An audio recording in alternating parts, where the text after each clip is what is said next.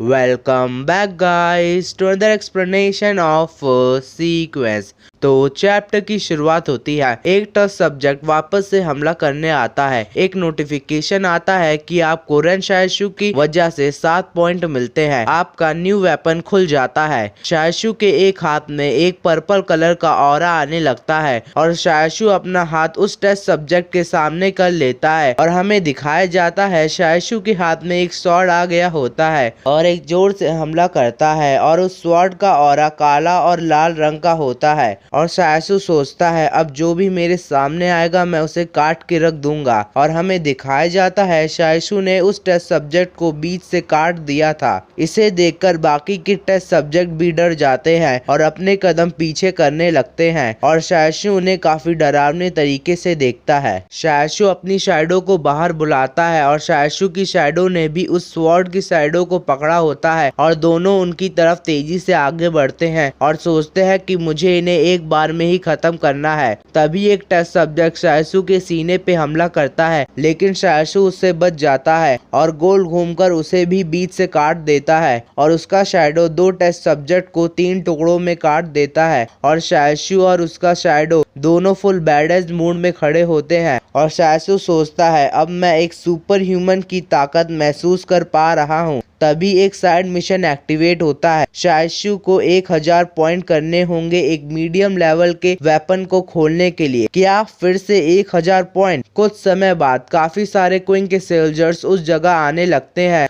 और test subject को देखकर काफी हैरान होते हैं और सुमैन जमीन को देखकर सोचता है इस पर सिर्फ एक ही इंसान के जूतों के निशान है। इसका मतलब एक ही इंसान ने इन्हें मारा। इसका मतलब वो 4 टेस्ट सब्जेक्ट को अकेले मार सकता है। उसका कॉम्बैट लेवल काफी ही स्ट्रांग है। वो हमसे काफी ताकतवर है। बॉस, हमें लेफ्टिनेंट की कॉम्बैट एबिलिटी को वापस से जांचना होगा। उसने अकेले ही 4 टेस्ट सब्जेक्ट को मार दिया लेकिन लेफ्टिनेंट को भी काफी चोटें लगी हैं। उसका खून हर जगह फैला है। क्विंग ज़ेन कहता है 4 टेस्ट सब्जेक्ट को अकेले मार डालना काफी कमाल की बात है। लेफ्टिनेंट का डेंजर लेवल चेंज करके डेंजर लेवल B लिखो और हाँ, याद रखना कि लेफ्टिनेंट का ब्लड सैंपल रिकॉर्ड कर लेना। Okay sir. लेफ्टिनेंट और यांग सार्जेंट दोनों ही अपने आप को दिखा चुके हैं और लू शिन्यू ने अपने आप को एक्सपोज कर दिया है और वो थग्स ऑर्गेनाइजेशन से है। लेकिन ये रेन शायशु कहाँ छुपा बैठा है? अगर रेन शायशु को पकड़ लिया तो हम जांग को भी धमकी दे सकते हैं। साइबई में सबको पता है कि जांग अपनी दोस्ती को अहमियत देता है। अगर वो पकड़ा नहीं गया तब भी ठीक है। स्ट्रॉन्गहोल्ड 112 और 113 दोनों में ही क्विंग कंसोर्टियम का राज चलता है।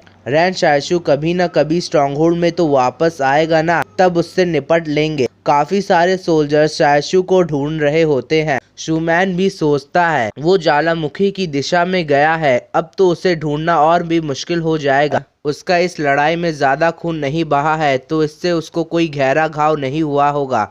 अगर उसका कॉम्बैट लेवल इतना हाई है तो अभी वो आ गया तब भी हम उसे नहीं हरा पाएंगे। हमें एक टेस्ट सब्जेक्ट को सुबह पकड़ने के लिए 3 लोगों की मौत और 13 लोग बुरी तरह जख्मी हुए थे और इन टेस्ट सब्जेक्ट को एक ही वार में काट डाला। हमने टेस्ट करा था कि एक काफी तेज कॉम्बैट वाला चाकू का इस्तेमाल करना पड़ेगा और चलाने वाले के पास भी काफी ज्यादा ताकत होनी चाहिए टेस्ट सब्जेक्ट की चमड़ी को काटने के लिए। हम लेफ्टिनेंट के बारे में अभी भी कुछ नहीं जानते। तभी किसी की दौड़ने की आवाज आती है। सुमैन भी उस साइड देखता है। हमें दिखाया जाता है शायशु उनकी तरफ तेजी से भाग रहा होता है। सब लोग उस पे निशाना लगाते हैं और सुमैन बोलता है ये वापस क्यों आ गया? ये तो भाग गया था ना। शायशु बोलता है अरे गोली चलाने से पहले मेरे पीछे तो देख लो कौन है। हमें दिखाया जाता है हजारों टेस्ट सब्जेक्ट शायशु के पीछे भाग रहे होते हैं। एक सेकेंड, ये मत कहना कि तुमने उनके घोंसले में छेड़खानी कर दी। और इसी के साथ हमारा ये चैप्टर खत्म होता है। वीडियो